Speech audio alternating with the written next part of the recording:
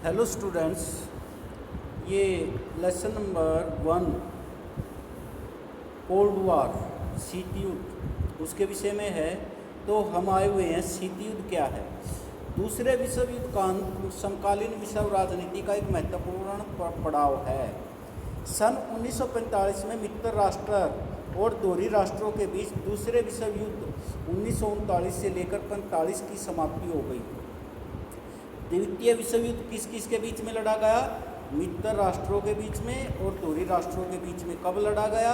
1939 से लेकर 1945 तक। मित्र राष्ट्रों की अगुवाई कौन कर रहा था? अमेरिका, सोवियत संघ, ब्रिटेन, फ्रांस कर रहे थे। दोहरी राष्ट्रों की अगुवाई जर्मनी, इटली और जापान के हाथ में थी। इस युद्ध में विश्व के लगभग सभी ताकतवर देश शामिल थे। यह युद्ध यूरोप के बाहर के इलाके में भी फैला और इसका विस्तार दक्षिण पूर्व एशिया, चीन, बर्मा तथा भारत के पूर्वोत्तर के कुछ हिस्सों तक था। इस युद्ध में बड़े पैमाने पर जनहानि और धनहानि हुई। 1914 से 1918 के बीच हुए पहले विश्व युद्ध ने विश्व को दहला दिया था। पहला विश्व युद्ध कब हुआ था? 1914 से 1918 तक। और द्वितीय विश्व युद्ध कब हुआ था? 1939 से लेकर 1945 तक। लेकिन दूसरा विश्व युद्ध इससे भी ज़्यादा भारी पड़ा।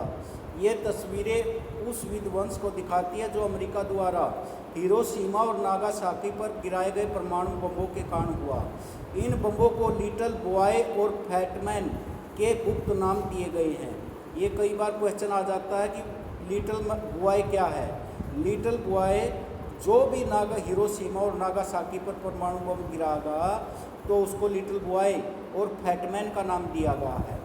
महाशक्तियों के पास आज परमाणु हथियारों का जो जखीरा, उसकी तुलना में ये बम बहुत छोटे थे। ये बम क्रमशः 15 और 21 किलोटन अक्षमता के थे। इतनी कम अक्षमता के परमाणु बमों ने भी अकल्पनीय विध्वंस किया।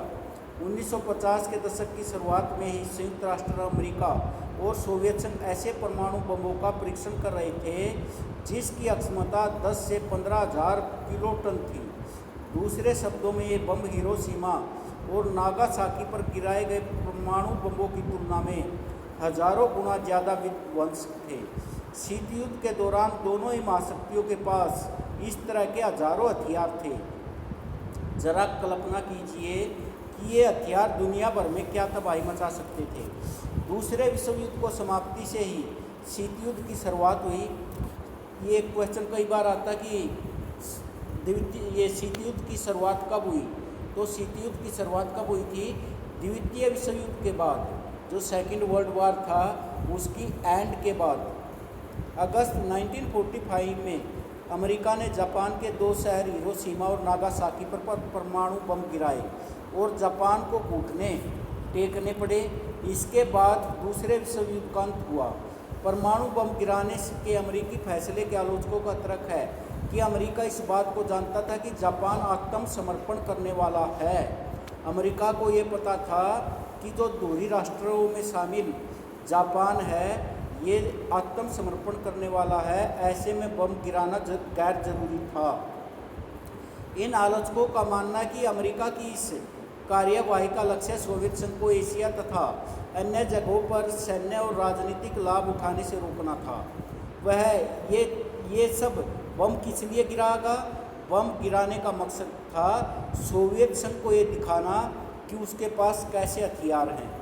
वह सोवियत संघ के सामने यह भी जाहिर करना चाहता था कि अमेरिका ही सबसे बड़ी ताकत है। अमेरिका के समर्थकों का तर्क था कि युद्ध को जल्दी से जल्दी समाप्त करने तथा अमेरिका और साथी राष्ट्रों को आगे की जनहानि रोकने के लिए परमाणु बम गिराना जरूरी था। इसमें विश्व युद्ध की समाप्ति के कारण कुछ भी हो, लेकिन इसका परिणाम यह हुआ कि वैश्विक राजनीति के मंच पर 2 महाशक्तियों का उदय हो गया।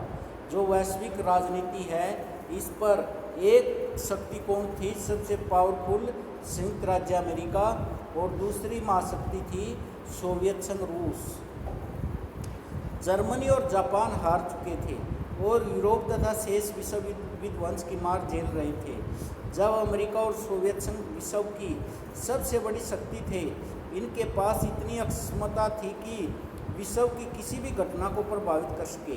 अमेरिका और सोवियत संघ का महाशक्ति बनने की होड़ में एक दूसरे के मुकाबले खड़ा होना शीत युद्ध का कारण बना। शीत युद्ध शुरू होने के पीछे ये समझ भी काम कर रही थी कि परमाणु बम के होने वाले विध्वंस की मार झेलना किसी भी राष्ट्र के बूते की बात नहीं है। यह एक सीधा साधा लेकिन असरदार तर्क था।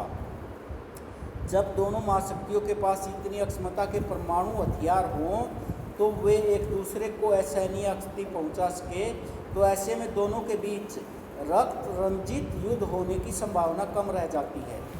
उत्साह के बावजूद कोई भी पक्ष युद्ध का जोखिम मोल लेना नहीं चाहेगा, क्योंकि युद्ध के राजनीतिक फायदा चाहे किसी को भी हो, लेकिन इससे होने वाले विध्वंस को औचित्यपूर्ण नहीं ठहराया जा सकता। परमाणु युद्ध की शुरुआत में दोनों पक्षों को इतना नुकसान उठाना पड़ेगा कि उसमें से विजेता कौन है ये तय करना भी असंभव होगा। अगर कोई अपने शत्रु पर आक्रमण करके उसके परमाणु हथियारों को नाकाम करने की कोशिश करता है, तब भी दूसरे के पास उसे बर्बाद करने लायक हथियार बच जाएंगे। इसे अवरोध, रोक और संतुलन का तर्क कहा गया है। दोनों ही पक्षों के पास एक दूसरे के मुकाबले और परस्पर नुकसान पहुंचाने की इतनी अक्षमता होती है कि कोई भी पक्ष युद्ध का खतरा नहीं उठाना चाहता। इस तरह महाशक्तियों के बीच गहन प्रतिद्वंदिता होने के बावजूद शीत युद्ध रक्त रंजित युद्ध का रूप नहीं ले सका। जो शीत युद्ध है, इसमें कोई मारकाट या कोई लड़ाई नहीं हुई, इसकी तासीर ठंडी रही।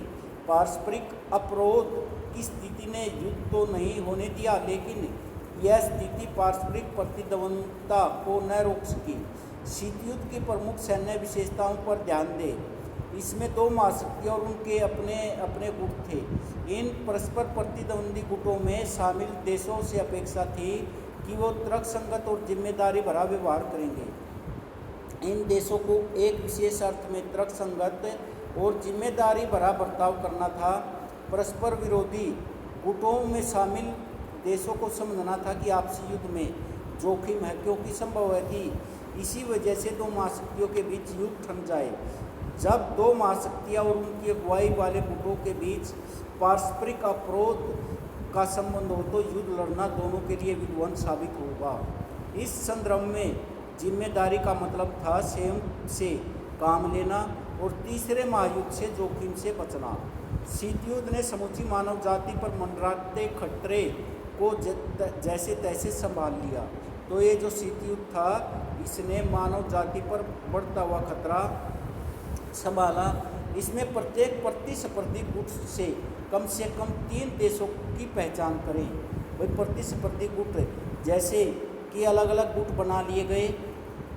इसने अमेरिका ने नाटो बनाया, संयुक्त राज्य ये सोवियत संघ रूस है, इसने कौन सा गुट बनाया? सीटो। अध्याय 4 में दिए गए यूरोपीय संघ के मानचित्र को देखें और उन 4 देशों को पहचाने जो पहले वार्सा संधि के सदस्य थे।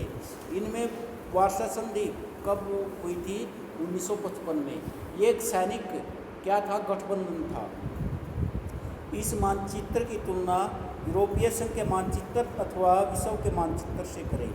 इस तुलना के बाद क्या आप इस ऐसे नए देशों की क्या कर सकते हो? पहचान कर सकते हो जो शीत युद्ध के बाद अस्तित्व में आए। 2 ध्रुवीय विश्व का आरंभ। विश्व किस में बट गया? 2 ध्रुवों में। जो पूरा विश्व 2 ध्रुवों में बट गया, 2 धड़ों में बट गया। दोनों महाशक्तियाँ विश्व के विभिन्न हिस्सों पर अपने प्रभाव का दायरा बढ़ाने के लिए तुली हुई थी। दुनिया 2 गुटों के बीच बहुत स्पष्ट रूप से बट गई थी। ऐसे में किसी मुल्क के लिए एक रास्ता यह था कि वह अपनी सुरक्षा के लिए किसी एक महाशक्ति के साथ जुड़ा रहे और दूसरी महाशक्ति उसके गुट के देशों के प्रभाव से बच सके। परस्पर विरोधी गुटों की अपेक्षा कर छोटे देशों ने महाशक्तियों के साथ अपने अपने जुड़ाव का इस्तेमाल निजी हित में किया।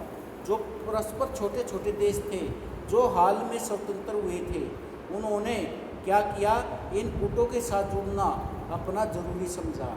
जैसे पाकिस्तान है और दूसरे देश हैं, तो इन्होंने अपने आप को किसके साथ जोड़ लिया?